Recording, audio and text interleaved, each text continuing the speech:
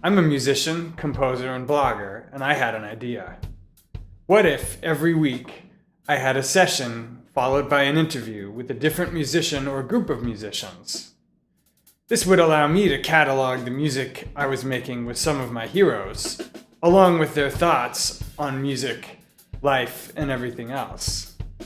I'm Nate Smith, and this is Shed Science.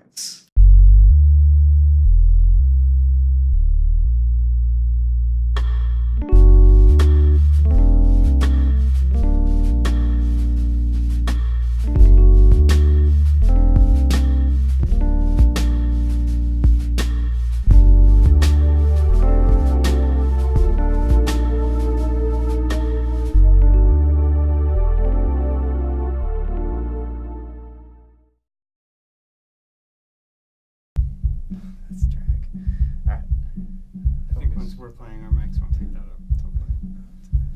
1, 2, 1, 2013.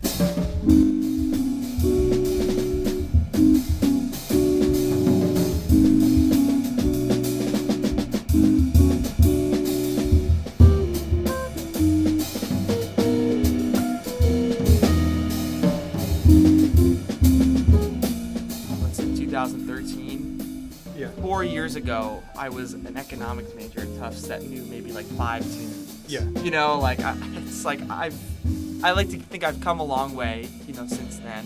I'm just trying to keep perspective.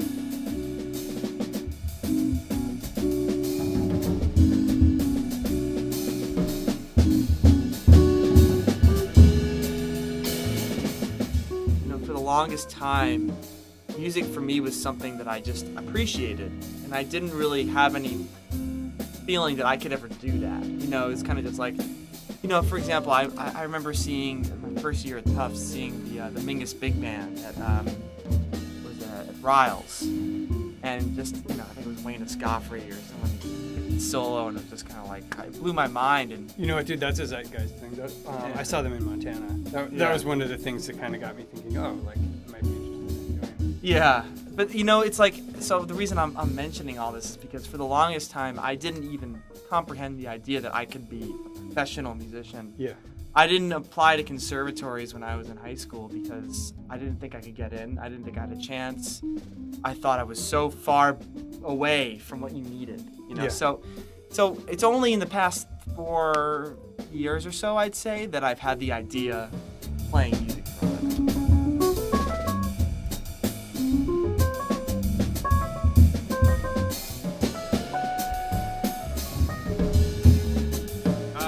I mean, you know, to be honest, I really didn't know when I graduated. I mean, I probably should have been thinking about it a little more than I should have.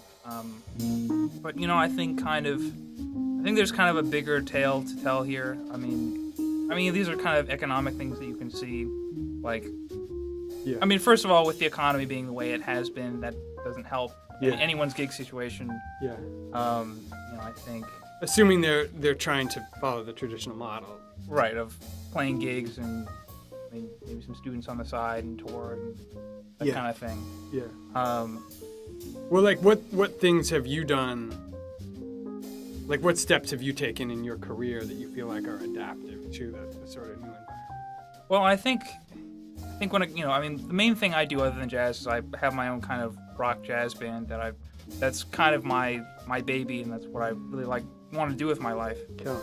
And it's kind of it's waiting for the music industry to kind of fall on its feet and kind of find a new way to find a footing, right? Right, because I mean, you know, there's a bunch of bands that go out there and, you know, you try to, you know, get your friends and stuff to come out to the club, and, you know, that works really well for some people, and some people it doesn't. And, you know, I mean, that's not like, you know, a reflection on, you know, anyone. It's just, you know, for musicians who have, you know, your friends are always really busy or playing at night, it's not always a very practical thing to get, you know, 20 or 30 people to come see your show all the time. Yeah. And I feel like, for me, in some ways, kind of waiting around for maybe the industry to find a new way to make enough money so that they could take a chance on somebody who's saying something a little, you know, other than the mainstream line.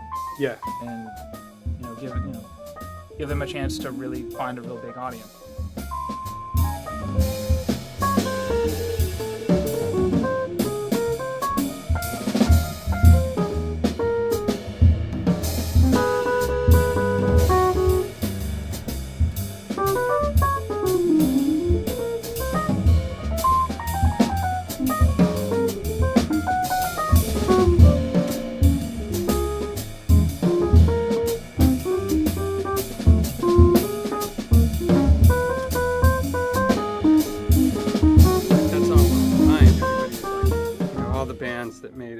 big had tons of playing experience. Mm-hmm. And in New York, in this day and age, the conundrum is like, well, how the fuck are you supposed to get that?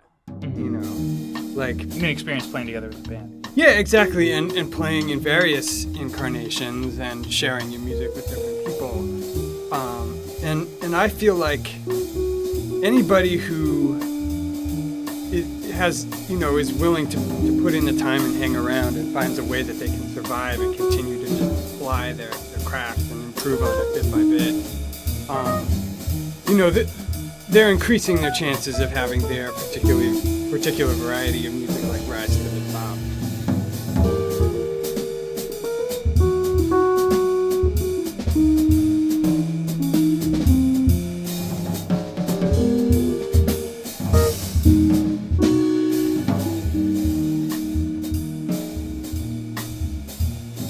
But also part of it is being able to keep sort of a forward posture and to not get bitter and not let it get you down and to not kind of get sucked into some of the scarcity that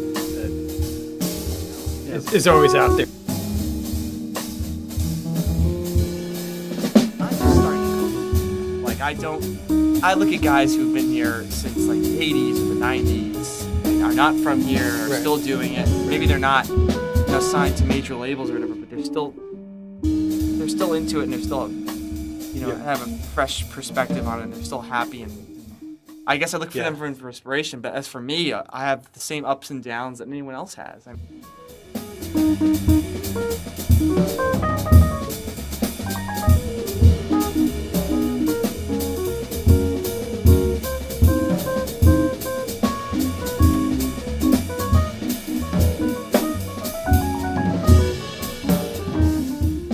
I mean, how do you stay hungry and stay getting after music without getting so deep in it that it defines you as a person and it's like this roller coaster ride, I mean, if you're talking about like, the people who I've heard of who practice 80 hours a day, and who don't leave their room, I mean, I think it's kind of a hard question because I really do think about, not always, the aspects of music, but, just like the business aspects of things. I think about that kind of stuff all the time. Yeah. I think I think there are some times when you just work really hard and you really need a break. Yeah. And I try, every once in a while I have like an art museum day where I just like, it's Wednesday. Yeah. I don't have anything going on. I'm going to MoMA. you Yeah, know, exactly. And I don't, I just go by myself. But or I like to explore.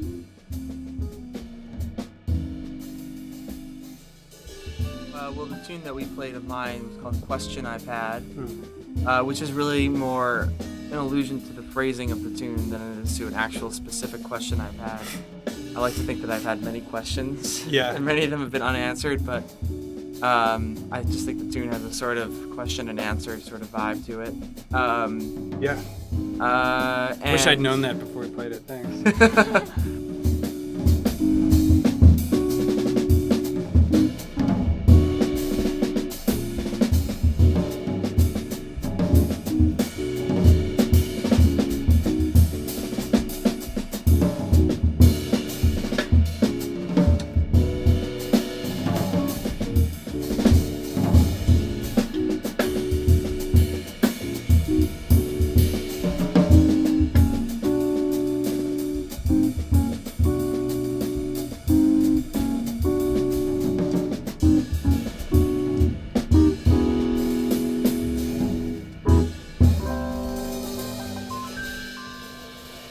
Thanks for having us. Thanks for having us. All right. Respect. Respect.